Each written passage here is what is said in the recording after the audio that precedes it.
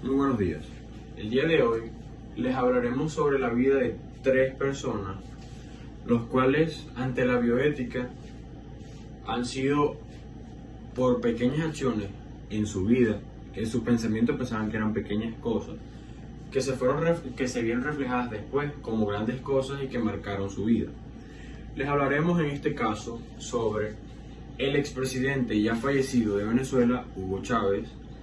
Le hablaremos también sobre la Viuda Negra y una de las precursoras de la exportación de drogas hacia los Estados Unidos, Griselda Blanco.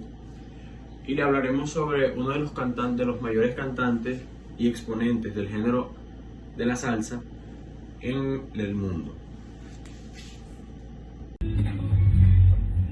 Ahora le vamos a hablar un poco sobre Hugo Chávez. Hugo Chávez fue un militar y expresidente venezolano, el cual tomó las riendas del poder en aquella nación en el año 1999 hasta 2013, año de su muerte. Hugo Chávez asumió el poder en el año 1999, donde plasmó sus ideales socialistas y lo denominó como socialismo del siglo XXI, el cual decía que en la nación se regía un solo partido, y era su partido. La volvió nacionalista, pero la democracia no se fue del todo, porque cada 5 años se convocaban nuevas elecciones para elegir otros candidatos, pero esto no pasó con este señor, ya que este señor, mediante la corrupción, siempre ganaba las elecciones.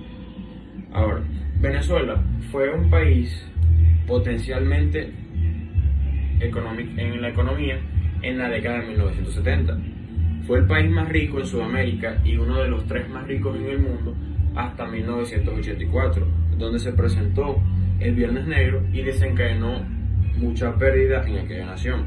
Las irregularidades, la corrupción y otros factores dieron paso al surgimiento de este señor en la primera revolución en 1992, el cual era precursor del grupo MR200, el cual le hicieron una revocatoria de mandato al presidente de aquel tiempo, Jorge Pérez, la cual no sirvió. Otra fue en 1993, donde tampoco sirvió, y este señor fue llevado a prisión, en la cual plasmó todos sus ideales en un libro y todo eso. Después, el presidente Jorge Pérez fue destituido gracias al Congreso, ya que la situación en Venezuela estaba muy mal. Después, con la entrada de otro presidente, a este señor se le dio libertad, el cual pasó 3 años en Cuba, ya que era un gran seguidor de Fidel Castro, de su dictadura y todo eso. Entonces, fue en 1998 donde este señor empieza a hacer campaña de izquierda con un movimiento político izquierdista por obvias razones.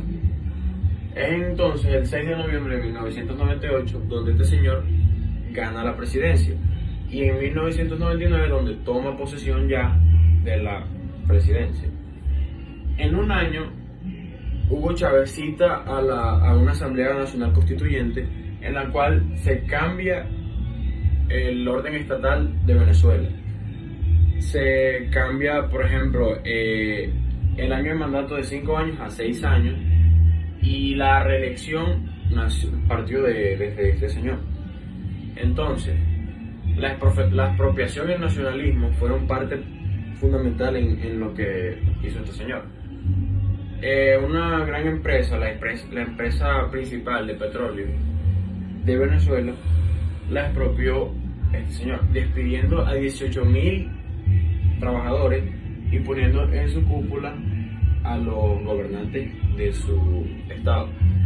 Y eso y una serie más de irregularidades en el manejo de estas empresas dieron base a la decadencia económica de Venezuela, ya que el petróleo fue y es todavía base fundamental de la economía venezolana, pero este señor acabó con todo eso. La entidad privada desapareció en esta nación, expropiando así no solamente entidades petroleras, sino entidades de manufactura, textiles, etcétera, etcétera, etcétera. Es por esto que en el año 2013 este señor fallece debido a un cáncer que tenía. Anteriormente, en el 2012, ganó nuevamente las elecciones, pero en el 2013 murió gracias a ese cáncer terminal que tenía. Este señor dejó a cargo a el presidente actual, que es Nicolás Maduro, el cual sigue sus ideales y no le ha perdido nada a este señor. Su imagen no solamente impactó en Venezuela. En los primeros años, Hugo Chávez fue el referente izquierdista para el surgimiento de otros mandatarios izquierdistas en Sudamérica. Presidentes que se le unieron fueron presidentes de Argentina, de Brasil, de Ecuador, Paraguay, Honduras, Guatemala, que se le unieron a este señor y también a Fidel Castro. Al ver esta imagen, pues escuchar esta música, nos daremos cuenta que es el propio cantante de los cantantes, ícono de la música latina, Héctor Juan Pérez, o más conocido como Héctor Lavoe.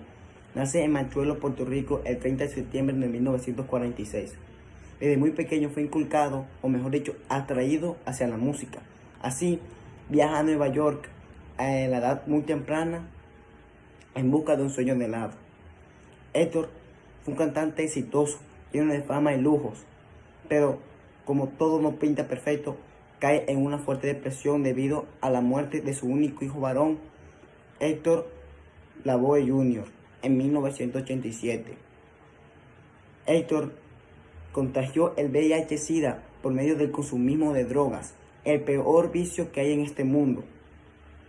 Héctor fue sometido a varias cirugías cardíacas que no tuvieron éxito. Héctor, mediante sus canciones, mediante su voz, transmitía una alegría inmensa hacia los oyentes, pensando ellos que Héctor no vivía una vida tan trágica que tuvo que pasar. Héctor perdió a varios seres queridos en un solo año. Perdió a su hijo, perdió a la suegra, perdió a su sobrina. Pero así este hombre, como ven esta imagen, alegre y carismático, no soportó, porque en 1993 fallece debido a complicaciones cardíacas que le deja el VIH. Así vemos este hombre que fue promotor de uno de los géneros más importantes que hay en este mundo, o de los latinos, la salsa. Sus canciones tan exitosas y colaboraciones con Willy Colón lo llevaron a la cima. Mejor dicho, dejó huellas en este mundo. Sus canciones tan exitosas como El Cantante, Juanito Alimaña, Periódico Ayer, entre otras, fueron de esas canciones que llevaron a Héctor a ser uno de los mejores cantantes de género de la salsa. Lo que llevó al éxito, lo que llevó a Héctor al deterioro fue el consumismo de drogas, que lo llevó a un estado de salud devastable, donde podía llevar horas encerrado o no salir de su habitación. Aquí les voy a dejar una de sus últimas entrevistas que tuvo él, donde se veía prácticamente, no parecía Héctor. Héctor, hablando de mi opinión propia, fue un ser increíble en el escenario como afuera, pero su trágica vida lo llevó a la tristeza y a un profundo dolor. Aquí vemos cómo una gran voz se apagó. Muy buenos días. El día de hoy les estaré hablando un poco sobre la vida de Griselda Blanco, mejor conocida como la Viuda Negra. Griselda Blanco fue una mujer nacida el 14 de febrero de 1943 en Medellín, Colombia, la cual nació en una familia disfuncional, ya que su madre se separó de su padre cuando ella estaba recién nacida. Con el pasar del tiempo, su madre conoció a otro hombre, que se convirtió en su padrastro, el cual maltrataba físicamente y verbalmente a su madre, y es por esto que Griselda empezó a tener cierto comportamiento hacia los hombres, que era de total rechazo. Desde pequeña mostró cierto comportamiento machista hacia los hombres y hacia las mujeres.